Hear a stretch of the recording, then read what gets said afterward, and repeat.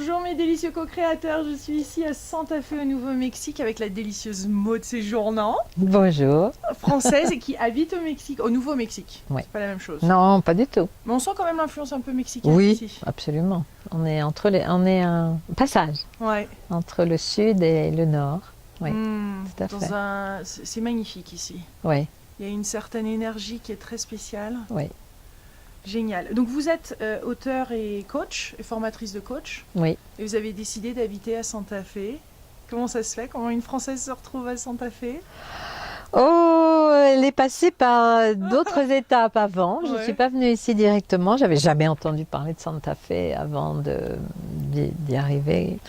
Bon, je suis née à Paris. Et puis, à l'âge de 27 ans, j'ai eu l'envie profonde de traverser l'Atlantique à la voile. J'ai toujours aimé le bateau, naviguer et voyager. Je suis nomade, quelque part. Et j'ai eu l'occasion de faire cela. Donc, je me suis retrouvée aux Antilles. Et là, aux Antilles, le concours de circonstances ont fait que j'ai atterri, c'est le cas de le dire, à Saint-Barthélemy, où j'ai vécu 10 ans. Sympa. Voilà, en ayant mes enfants, les élevant là-bas, petits. Et puis à un moment, une amie m'a parlé de Santa Fe. Et je ne sais pas, il y a eu quelque chose qui m'a attirée. Et je suis venue ici, et là, ça a été le choc, le coup de foudre total. Ah oui, le coup de cœur, absolument. J'ai senti que c'était mon endroit. Et voilà. Et vous êtes venue, vous avez déménagé, vous êtes voilà, installée ici. je me suis venue m'installer ici et ça fait maintenant 25 ans que je suis ici. J'en reviens pas. Ouais. Et vous avez rencontré Don Miguel Ruiz assez jeune? Oui, alors Don Miguel habitait à Santa Fe. J'ai dû le rencontrer en 91, je pense. Donc ça fait longtemps. Et à l'époque, j'avais déjà un voyage avec des étudiants de France qui étaient venus étudier avec moi.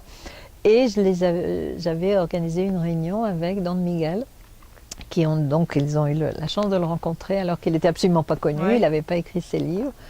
Mais un cœur grand comme ça, déjà voilà. à l'époque, je suppose. Absolument, absolument. C'est un être vraiment exceptionnel. Qui a écrit les 4 accords Toltec et le 5e accord. Le 5e accord, la maîtrise de l'amour, plein d'autres. Oui, magnifique. Donc, je trouve que pour moi, un grand enseignant, c'est quelqu'un qui parle simplement et qui va toucher directement quelque chose de très profond chez les gens. Et c'est ce que tout le monde me dit quand on lit les 4 accords, comme s'il avait eu le don de mettre une magie dans les pages de ses livres. On est touché. La bien qu'on est touché par sa présence aussi. Hein. Oui. C'est au-delà des mots. Et d'ailleurs, c'est ce qu'on ressent ici à Santa Fe, je trouve. Il y a une authenticité, il y a une vérité, il y a une ouverture de cœur, il y a une simplicité. Oui. Et puis ce paysage qui se fond, enfin les habitations aussi qui se fondent dans la nature et on ressent vraiment la présence de la nature. Et vous enseignez beaucoup. Ah oui, autour de la nature. Pour moi, le retour à la nature. C'est la nature qui nous enseigne. C'est au départ la nature qui a tout enseigné à l'homme. Tout est venu de la nature. Les chamans d'autrefois, les premières religions qui étaient le chamanisme, c'était savoir se relier, écouter, percevoir ce qui nous était donné par les plantes, les animaux, les éléments. C'est quand même la base. Ensuite, il y a eu les religions révélées. Et écrites, etc. Mais on peut se demander, bon, elles sont révélées, mais les personnes qui les ont transmises, voilà, quelles sont leurs... Bon, il y a des paroles qui ont eu besoin d'être dites, notamment pour instaurer l'idée d'amour, de respect et d'amour entre les hommes. Je pense qu'il y a quand même des grands enseignants qui sont venus nous dire ça. Au départ, c'était la nature. Et comment on peut se rapprocher de la nature pour apprendre de la nature ? C'est un peu intimidant quand même, pour certaines personnes. Alors, je dis souvent aux citadins notamment... Alors soyons clairs. Aux citadins, vous pouvez commencer en ayant un petit pot avec une plante dedans que vous mettez sur le bord de votre fenêtre ou sur le coin de votre évier et puis déjà avoir cette relation-là. Bon. Cette relation, quelle relation ? Ah bah c'est une relation. Les peuples premiers voient toujours le rapport avec la nature comme un flot de choses, de cycles, de choses qui bougent. C'est une vie en mouvement.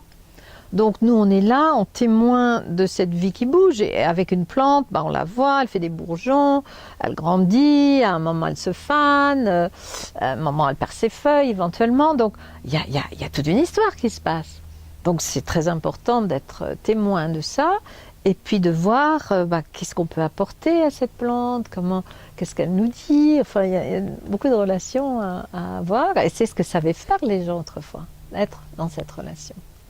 Maintenant, il y a beaucoup de personnes qui conseillent d'embrasser un arbre, absolument, de sentir. On sentir. l'embrasse et on fait quoi?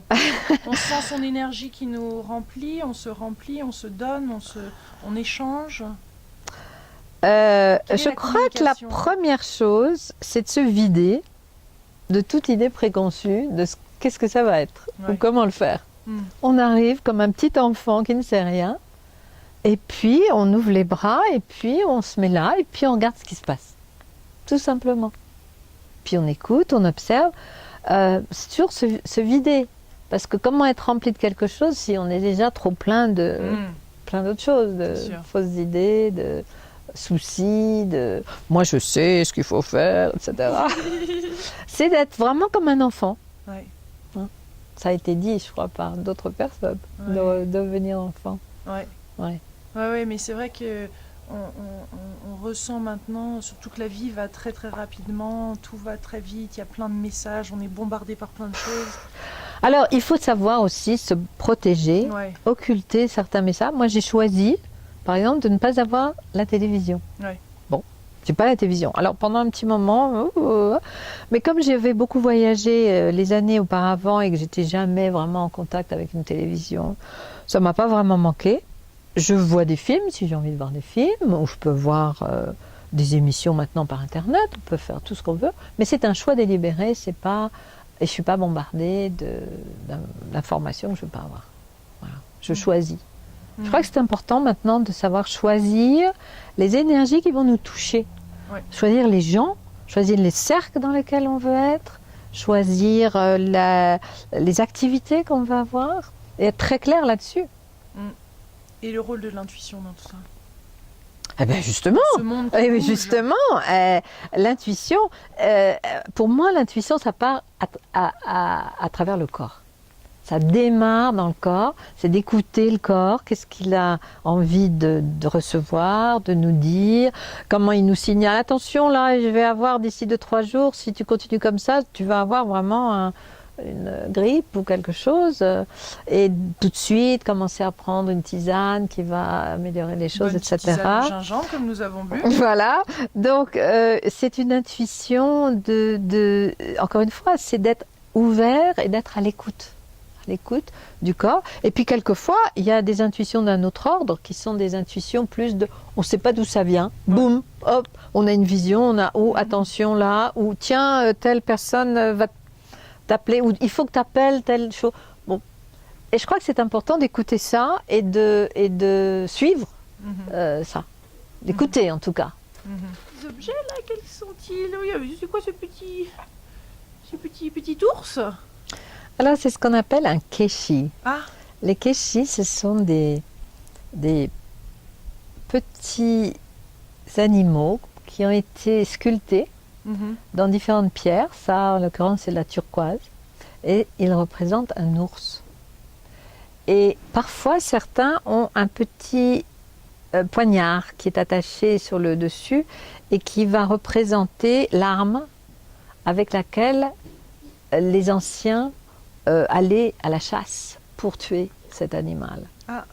Et l'idée, c'était pas du tout dans un but négatif, c'était, ils en avaient besoin, ils avaient besoin de la chair, ils avaient besoin de la fourrure, et il y avait une danse et une prière pour l'esprit de cet animal, pour le remercier déjà de se sacrifier pour le bien-être et la survie de l'être humain.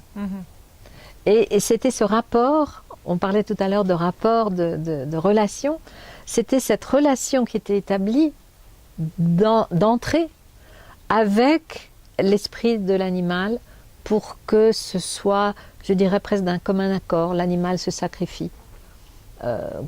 Jésus, dans son sacrifice, représente cette idée aussi de j'apporte un sacrifice, je me sacrifie pour. Voilà, le même ordre. Donc c'est mon petit récit.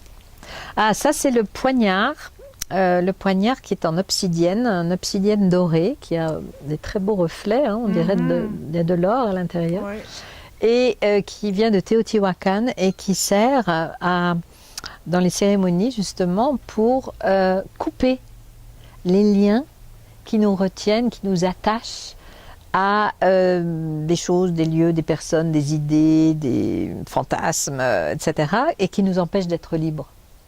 Et il y a des cérémonies très précises qui existent pour que la personne puisse, alors c'est soit un chaman qui le fait, soit moi j'encourage à ce que ce soit la personne qui le fasse, qui puisse littéralement couper les liens qui l'attachent, qui la comment on dit en français, retiennent, voilà, d'être totalement elle-même ou de faire un certain acte.